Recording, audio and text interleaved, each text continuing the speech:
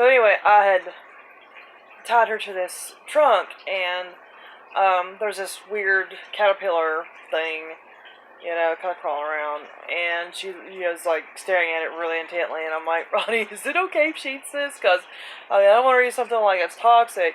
And so, me and him was like arguing back and forth, and I look around, and she had basically already eaten it.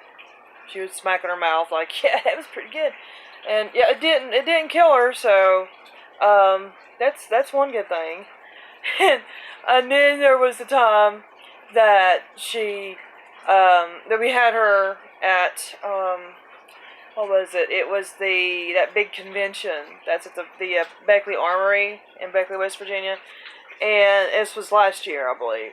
And so we had basically we occupied this big like corner, and it had like a ton of stuff that we were selling, and of course she was there as the advertisement, and she wasn't acting right, like a good part of the day, and I couldn't figure out what was the matter with her.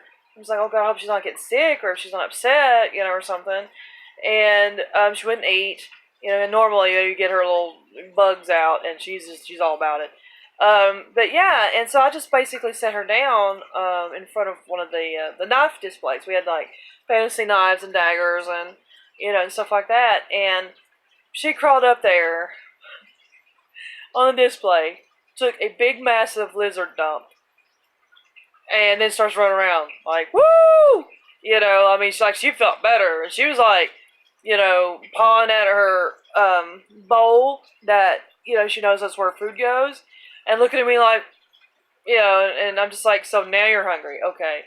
So I had to clean up this big pile of lizard dump. Thank you, Gwen. And everything, because, there's like tons of people going by, and I'm like, yep, lizard just crapped on everything. That's good.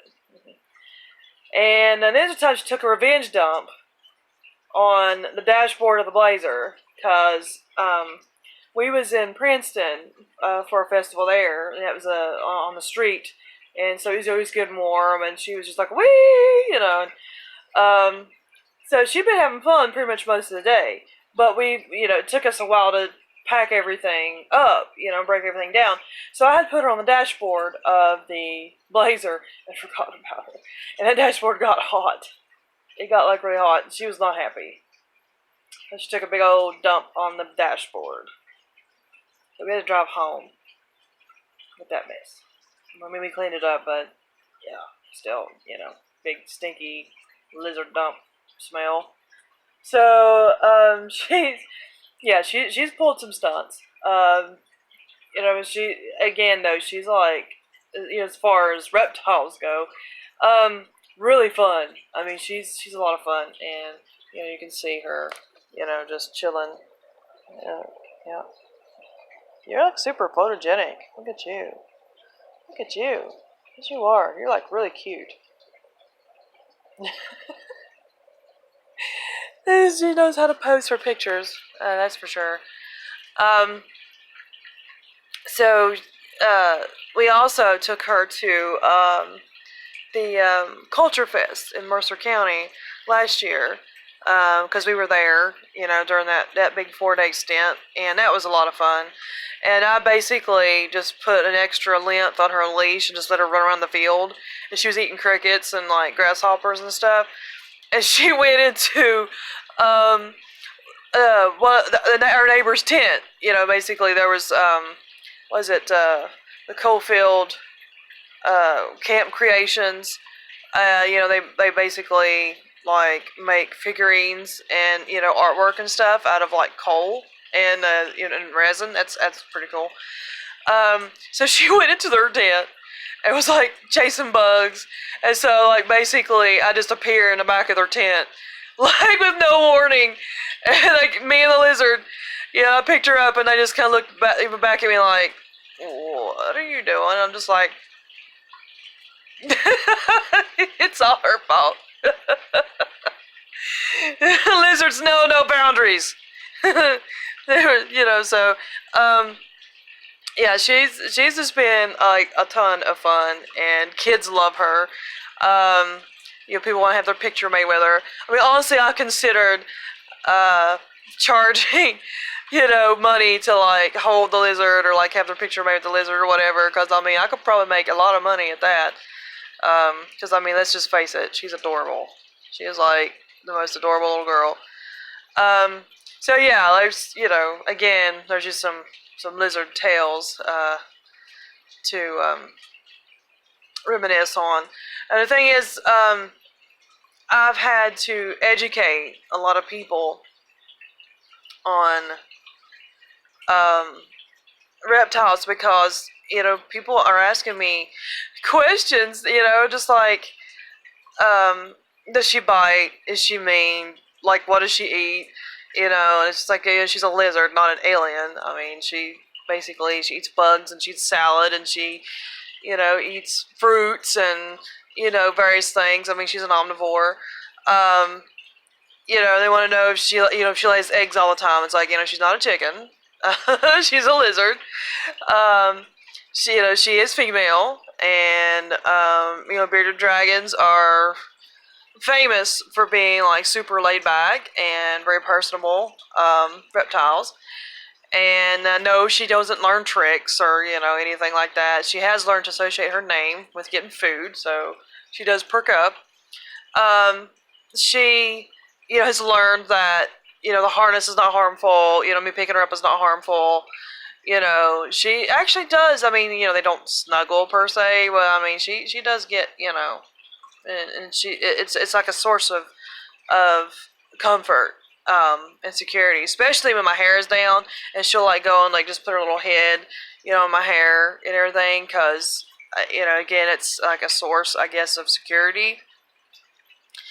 And she does not look at people I guess as enemies or food or anything like that. I mean, she just I mean, I could pass her around. I mean, people hold her and all this stuff, and she doesn't do anything. I do have some really cute harnesses. I got one's got wings. So she's a dragon. So you can say I am the mother of dragons, like real life dragons. And she, is what they call a blonde. She is got that yellow color. And the thing is, you could probably see, her beard right here is orange. And now as she puffs out, that beard puffs out. That's why they get their name, bearded dragons. That beard will puff way out, and it's actually black. It will look black. And her colors do change depending on her mood. Some. I mean, she's not like, like a chameleon or anything like that, and it's not, something that she can help. But if she's upset, the colors change. If she's feeling sassy, they're more vivid. If she's just kind of chilling, they're more muted. That kind of thing. And so that's actually kind of cool. And see, she'll like close her little eyes when I pet her head. Yeah, and she's pretty awesome.